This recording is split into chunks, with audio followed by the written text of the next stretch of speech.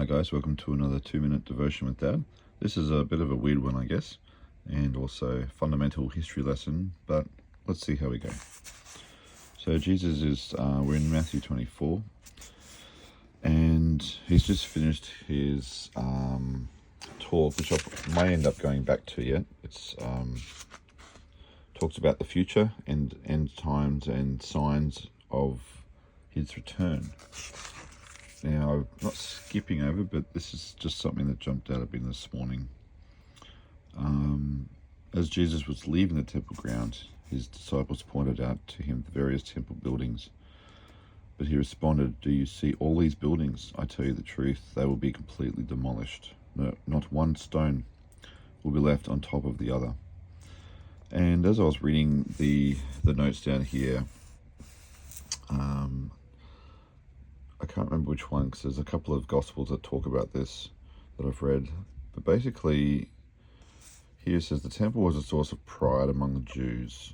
And I think Mark 13 is the note where they, a tradition was they would talk about the temples and admire them. And just sort of ogle, I guess, over all their handiwork. And yeah, look at these magnificent stone buildings that the disciples were pointing it out. And the focus was on the temple. It was like a sign of security and magnificence. And so that's probably why they swore by the temple, because, you know, it was magnificent. But one thing that Jesus is saying here, and after he's just finished his spiel about everything that's going to come to an end, now he predicts the temple actually being destroyed. And I was like, how can you say this? But one thing that is quite fascinating, actually, there's a couple of previously mentioned verses that I want to take you back to. And it's quite profound, actually. Yeah, so we've got chapter 9 in 1 King. Solomon has just finished building this temple, and God appears to him and says, "Yes, I've heard your prayer. This place will be holy. It is dear to my heart. But follow me, or else I will destroy this temple. But if you or your descendants abandon me and disobey the commands and decrees I've given you, and if you serve other foreign gods, worship them, then I will uproot Israel from this land that I have given them. I will reject this temple that I have made holy to my name. I will make Israel an object of mockery and ridicule among the nations.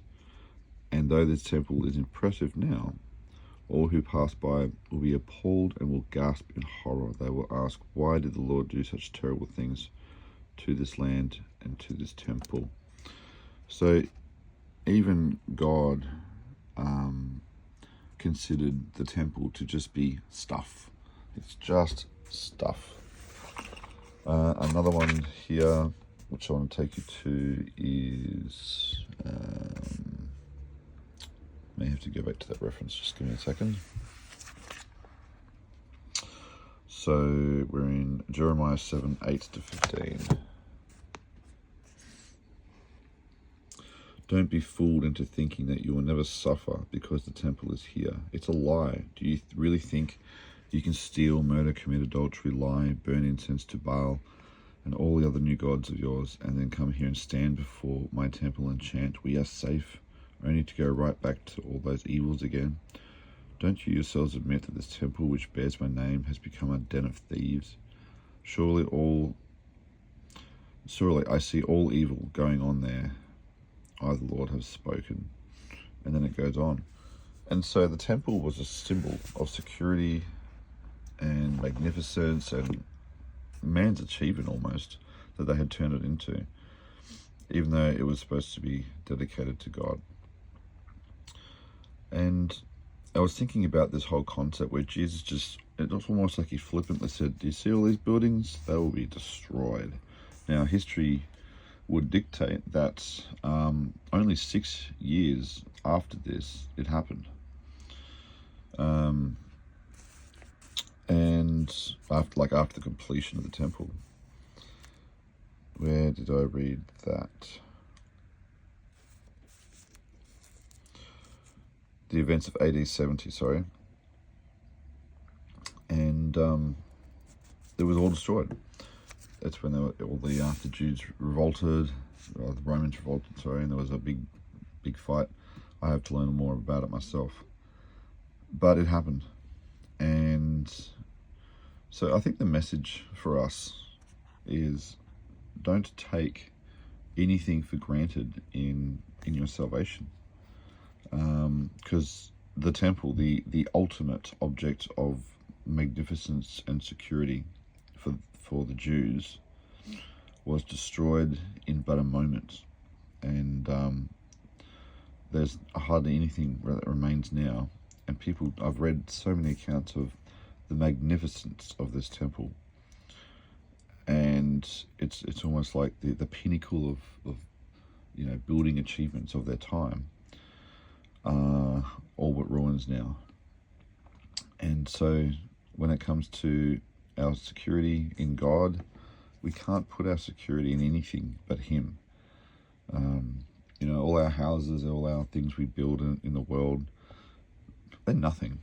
And God can bring anything to shame if we elevate it above Him.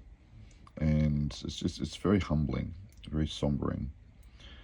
And I think Jesus is just talking about, nothing is impossible with God, and for God.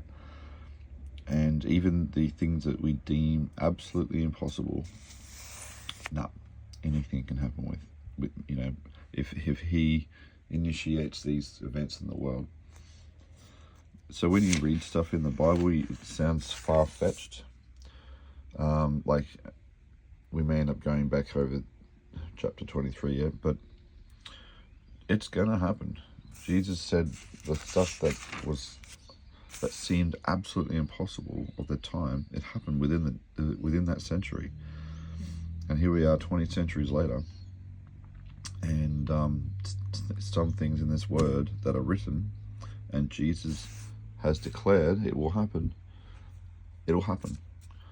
Do not ever feel like it won't, because Jesus' words have come true every single time. And just because certain things have not yet, it doesn't mean they won't.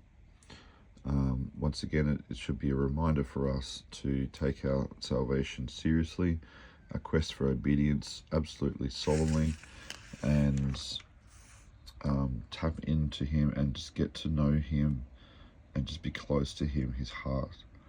And nothing is safe unless it's in Him. So yeah, it's a bit of a weird one, and hopefully this will help somebody. But just know that Jesus, everything He said is for our benefit, it's for our warning, it's for our obedience, and hopefully you will know the truth when you read it, and it will cause you to be even more dedicated to obedience in Him. Bless you guys, love you so much, have a great day, and I'll see you at the next one. Bye.